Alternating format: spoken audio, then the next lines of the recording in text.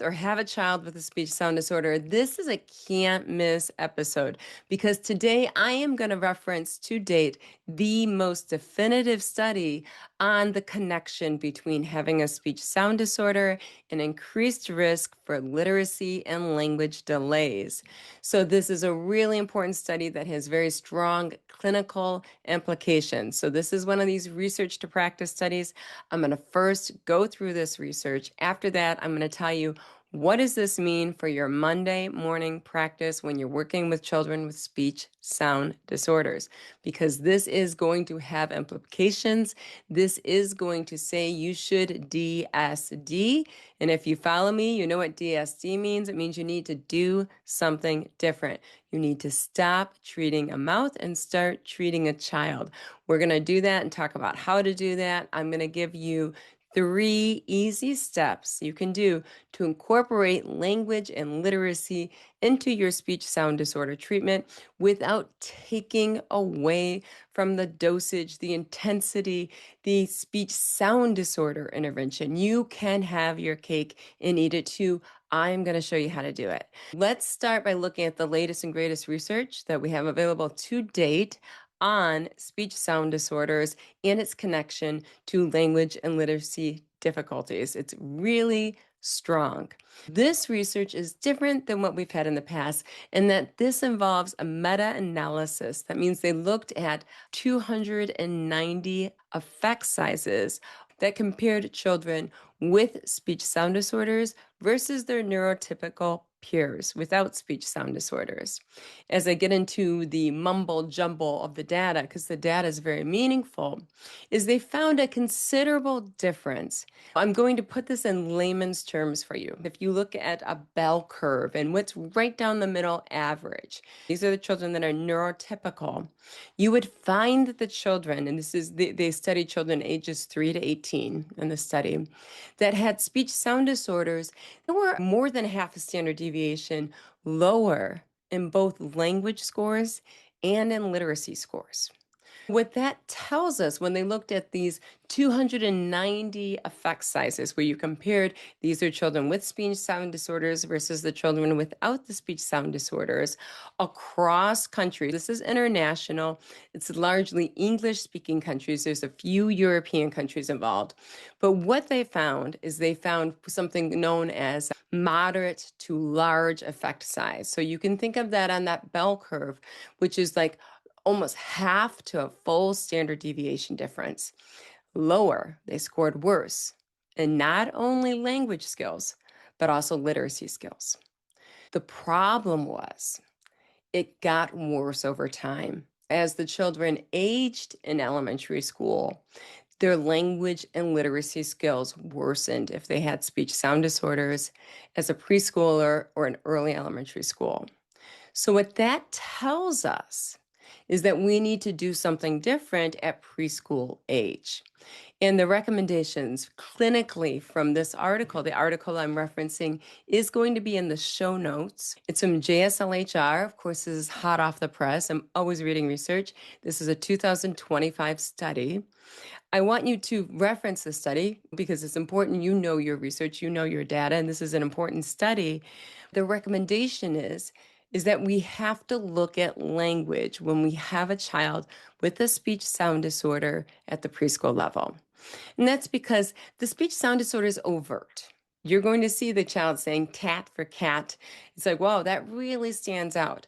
The language disorder or the language delay can be very covert, and the research indicates that often it goes overlooked.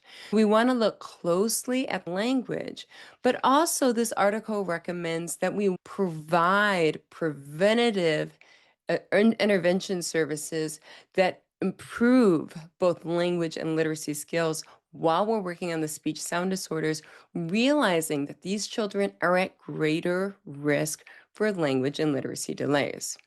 On Monday morning, we're not going to say, oh, this child is just artic. We're just going to work on a mouth here. We're just going to improve sound production. We're going to incorporate literacy. And what I'm going to share with you today is how we can incorporate literacy in a few ways. One way is I'm going to show you how we can incorporate it in a verbal working memory manner, in that we're going to improve language and literacy skills by improving that foundational skill of verbal working memory. I'm going to help you today in improving language and literacy skills is I'm going to talk about how we can incorporate phonological awareness activities, how we can incorporate narrative skills into our speech sound disorder therapy without taking away from the focus on improving speech sound disorders. So I'm going to show you today how you can have your cake and how you can eat it too, how you can treat the whole without taking away from the efficacy of your speech sound disorder therapy. You can have it all. And what I have shown in my work is that not only can you have it all, but you can get better gains in your speech sound disorder therapy if you include a language literacy component in your target. I'll talk about how to do that, but that's very important. And that's because when you do that, you improve the verbal working memory. When the child has a stronger verbal working memory, you're going to find that they are going to make greater gains in the speech sound disorder therapy. They're going to make greater gains on those single word articulation tests, on those connected speech samples, than the peers that do not have a target that includes a language literacy component. Let's dive in from the beginning. I'm going to show you how I do things differently. And I'm going to be honest with you. I do things, I think I say, do something different. What I do is often I do things so differently. And the reason I do things so differently is that every single detail of my practice I've researched. So every single variable is like, this is a needle mover. I care about what works best. I am one of those people who's very comfortable innovating practice, and that's because every single detail of my practice, I've got the numbers for you. I can show you the numbers. And I think that's really important that you have the details and the research and the numbers behind everything you do. Frankly, a lot of our business as usual practice in the field of speech pathology does not have the numbers to back it up. But everything I'm going to tell you today, there's numbers to back it up. Let's jump into the first part, which is the treatment target when you're treating speech sound disorders. Now, I told you I do things so differently, and that's because it's so effective. Instead of working at a syllable level, or instead of working at a word level, none of us talk in syllables and none of us talk in words. You're getting very far from speech when you start doing that because speech is a continuous motor activity. It's connected. I work at a paragraph level. And people are like, paragraph? Well, we didn't learn this. This is not your mama's therapy. So you're going to have to be really open-minded if you're going to give this a try. And when you do, you're going to be amazed at the gains you're going to make. And I'll tell you why. When I work at a paragraph level, I am improving that child's verbal working memory. Not only is the child challenged because you are doing motor planning and motor programming and execution at a paragraph level, which is massive motor coordination as well. When you are doing Cirque du Soleil in the mouth, if you are doing a paragraph instead of doing a syllable, you're going to get higher speech gains just based on the challenge creates change phenomenon. But number two, when you work at the paragraph level, what you're going to be doing is improving the child's verbal working memory. Verbal working memory is the ability to process verbal stimuli. Then you're able to manipulate that stimuli, and then you're able to express it. You're able to like take the words, work it, and do something. I think of that song, Can You Work It? Can You Work It? But anyhow, and da da da. I think of that whenever I think of verbal working memory. The child is going to take a paragraph, process that, and then express it. And what does that paragraph involve? The paragraph involves 4 clauses that are connected using complex conjunctions. What you have here is you have the child memorizing 4 sentences or clauses, if you would, if it's simpler for you to understand sentences, and then stringing them together. That is going to improve the child's verbal working memory. When the child is able to do that, suddenly it's not so hard to say a word such as fingernail, which is 4 syllables. because that's 4 syllables. I've been remembering 4 sentences and putting 4 sentences in order.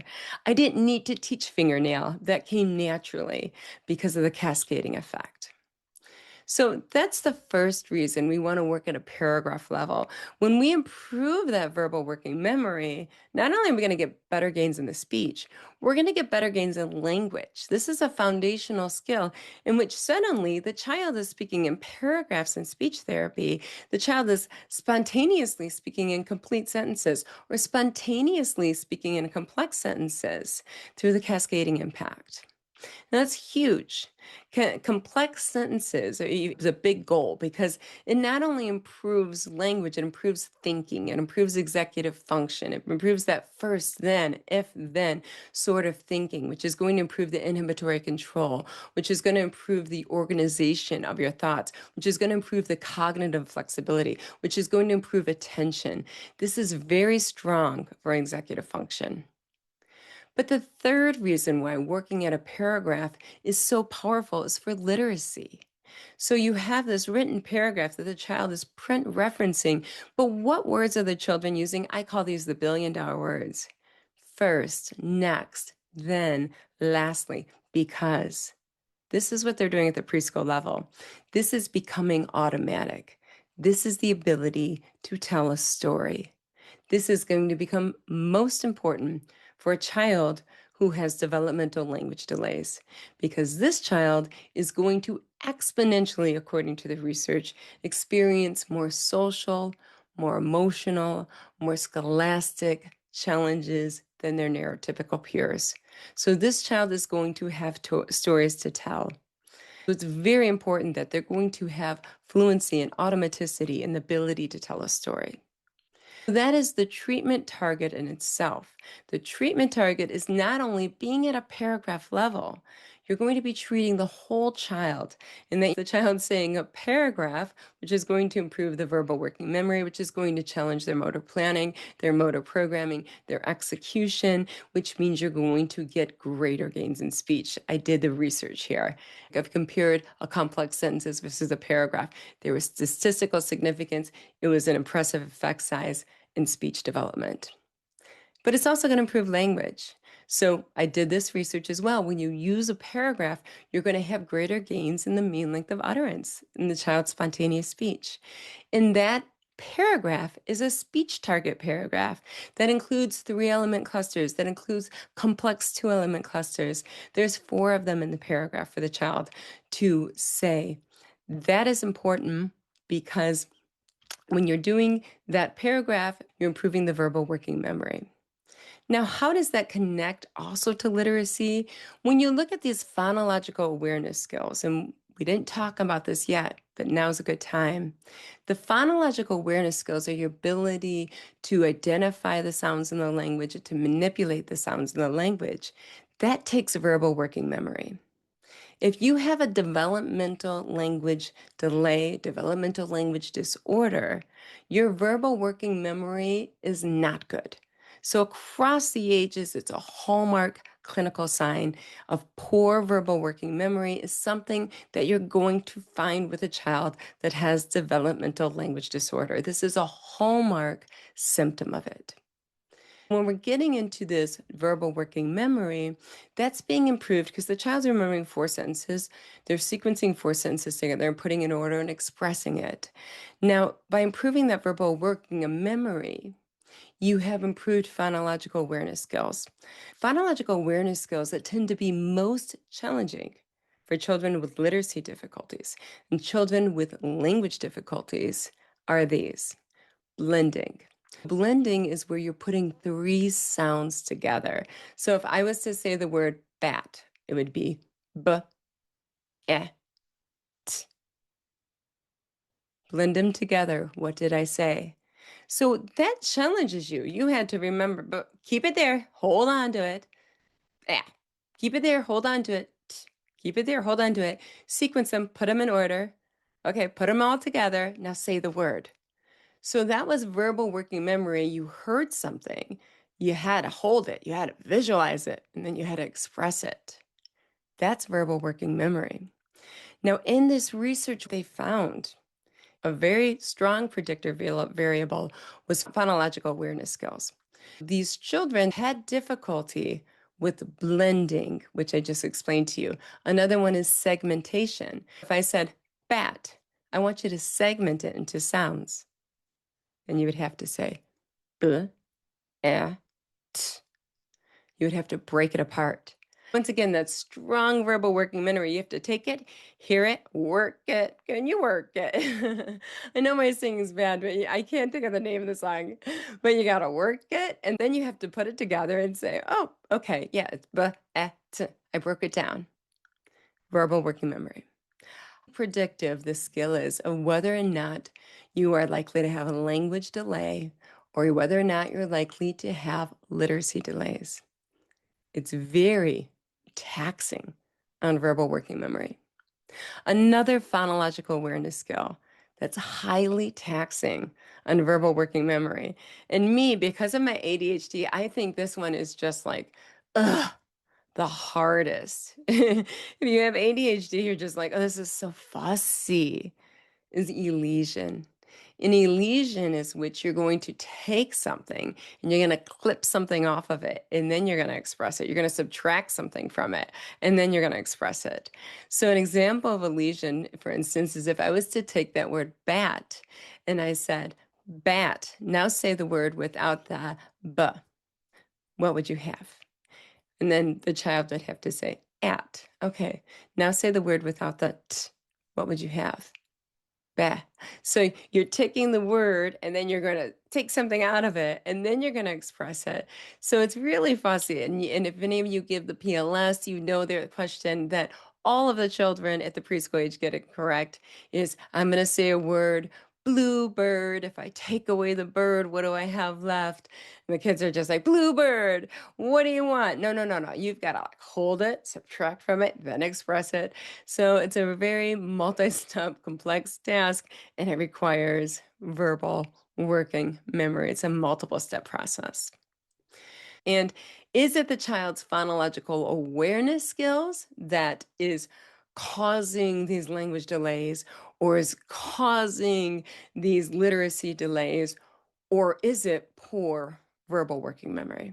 And it's manifested and it's showing up in poor phonological awareness skills, just like it's going to show up in poor literacy skills, and it's going to show up in a language delay. There's a strong relationship with poor literacy and language delays is poor phonological awareness skills, and those skills that tax the verbal working memory that I shared with you just now, those are the ones that are going to be most indicative of delays in language and most indicative of delays in literacy. Not the easier skills, such as rhyming. And you want to treat the whole child and not treat a mouth. And if you want to change a life and not change how the child produces a single sound, go to the paragraph level. Do something different. DSD, or I get it, do something so different. But what you're doing in doing something so different is you're changing lives instead of changing a single sound production. The second thing you can do when you're treating speech sound disorders that is not going to take away from the intensity of the intervention and the gains you're going to make in treating speech sound disorders is to include print. Now, this is so easy because of technology. There's no reason why any material you use in your session does not have that word printed right on it and big, bold font that stands out like Cocoa Puffs. When I say Cocoa Puffs, I mean the cereal. If you know, you know, Cocoa Puffs. That draws children's attention. Big, bold print. Now, what I do, of course, in my SIS membership, not only do I use a paragraph, but I use task-oriented movement activities. And that's realizing that children with speech sound disorders are at significantly greater risk for executive function difficulties. So these task-oriented movement activities, what they have in them is they have stickers that you use, which are pictures or objects. For instance, if we're going to the zoo, we have a monkey on there, and you have monkey in big bold print written on that sticker. And they're going to take the monkey over to the zoo where it's written in big bold print, zoo. They need to go back to the zoo. The monkey got loose in the zoo. They're going to come back and they're going to look at a data sheet and they're going to print reference again. They're going to go down to that row that has the zoo do, they're going to go over to the column and they're going to draw an X. Or they're going to draw something, slide down, X. They put the monkey back in the zoo, being the zoologist that they are. And then they're going to go on to the next one and find the polar bear. Once again, there's print every step of the process in that task-oriented movement activity that they are referencing. And what does that do? Why are we doing a task-oriented movement activity in speech sound disorder therapy? It's because we use an interval approach. When I talk about an interval approach, I mean they're reading a paragraph. It's all about quality, not quantity. They're reading a paragraph that contains those 100-pound dumbbells, if you look at it that way, the 3-element clusters, the most complex 2-element clusters in our language. Then they're going to go and do a movement, task-oriented movement activity that improves their literacy skills, that improves their language skills, that improves their executive function. It's a movement break. And then we rinse and repeat, and they do the paragraph again. What happens is you get a child that's 100% attentive because the child needs to move. We should not have preschoolers sitting at a table for 30 minutes. I don't care if you're using a bingo marker or stickers, and you can consider that developmental, the child needs to move.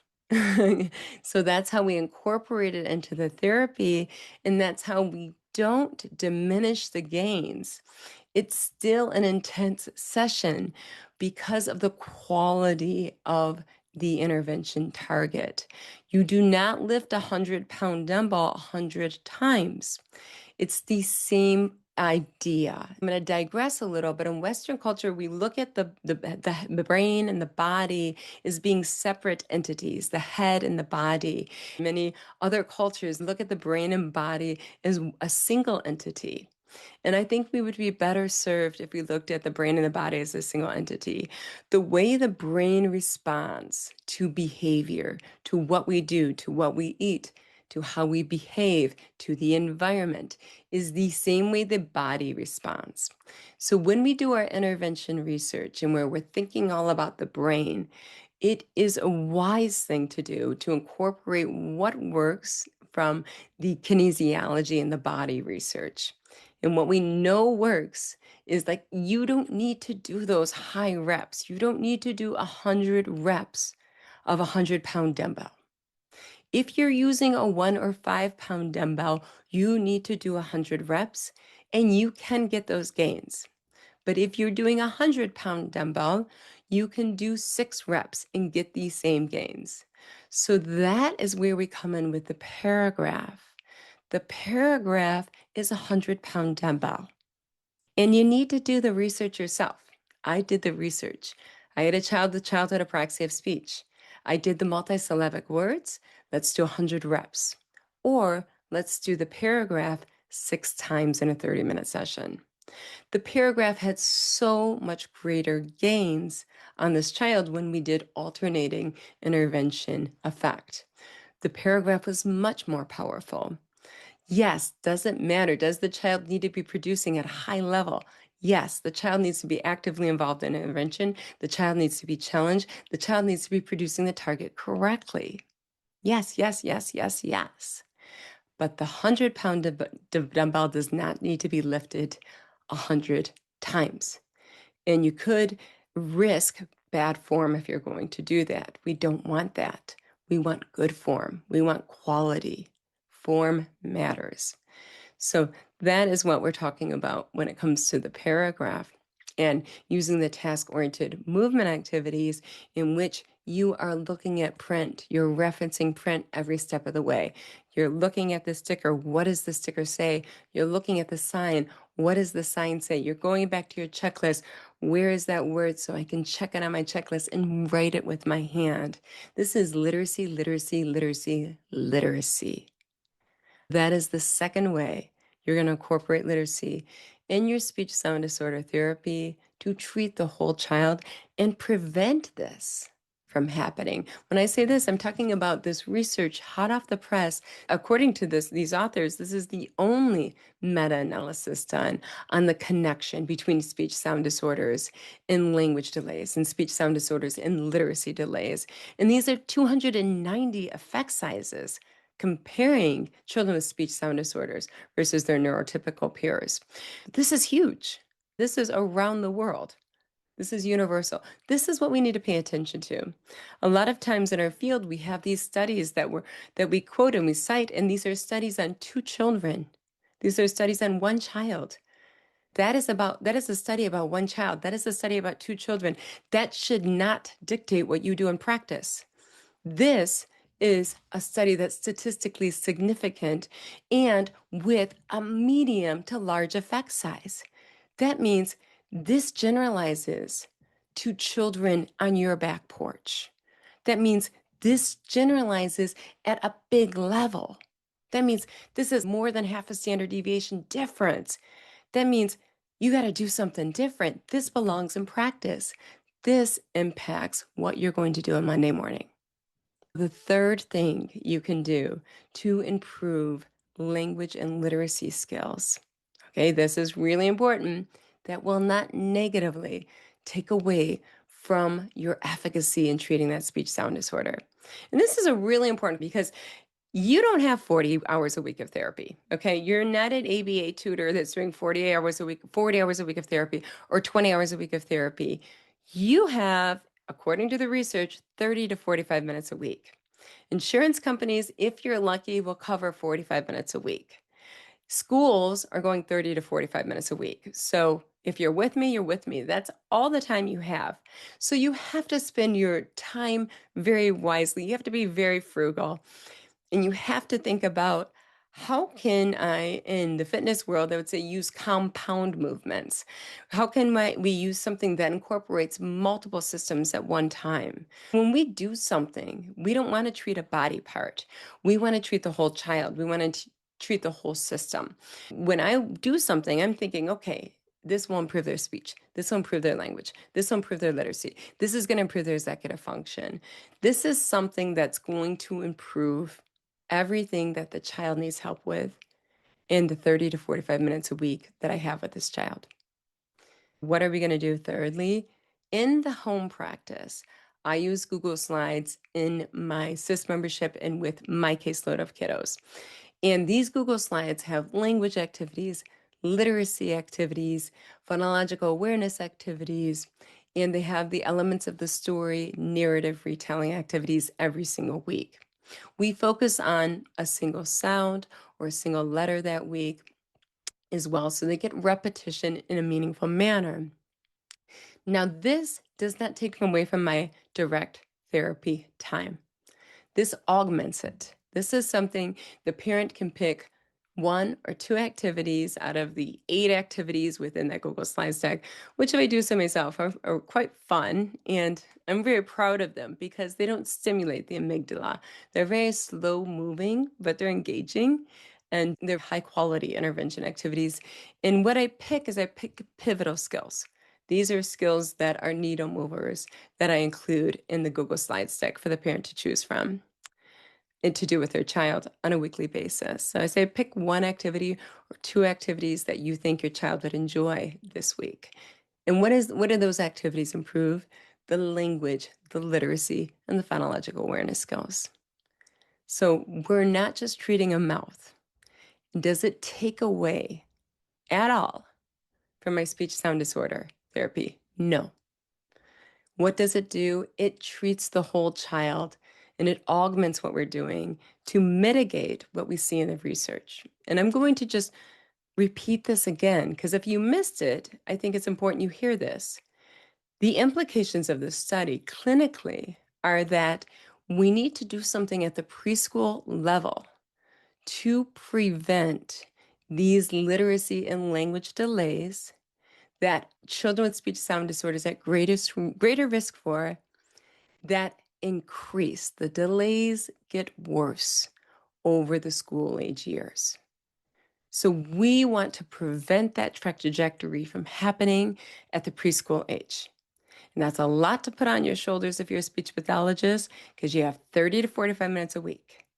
I shared with you today how you can have your cake and eat it too, how you can treat the whole child and still have an intense intervention that gets the job done. You're not going to work harder. You're not going to have the child work harder. You're going to work smarter. You're not going to give them, I call it empty calories. You're not going to give them fast food. You're going to give them the good stuff. It's in there. What we're going to do is we're going to do the paragraph that improves everything all at once. Number two, what else are we going to do? We're going to incorporate print in our task-oriented movement activities, in which the child meaningfully solves problems. And I didn't even mention, I also incorporate a book into that activity when we're meaningfully solving a problem. When I was talking about the zoo, I'm going to have a zoo book. And we're going to go through it. There's the monkey coming out. Okay, let's go put the monkey back in the zoo. Okay, here's the elephant coming out. You gotta go put the elephant back in the zoo. You're being in. We're looking at a book as well. It's all in there. You can have it all. You can change this child's life instead of simply improving a sound. We talked about that. We're including the print as well. And so this is all what I do in my SIS membership. And that's why I was always like, just try it out for a month. Go ahead and grab all the treatment targets and say, see you later, alligator. And it'll be well worth it. But then the third thing we're going to do is with the Google Slide Stick. We're going to augment what we're doing by giving them each week a bridge home. This is what we're doing in therapy this week. Here's the book that we're reading in therapy in our movement activity. Here's the song. We have 2 movement activities each week. We can make the learning experiences even more meaningful in building that school to home bridge. My point is that this research, you can look at it and go, wah, wah. Oh, these poor children with speech sound disorders, they're also at greater risk for language or literacy disorders. Oh, oh no, and it gets worse and worse over the years. You can do that. Or you can do what you always do and roll up your sleeves and make the world a better place, one child at a time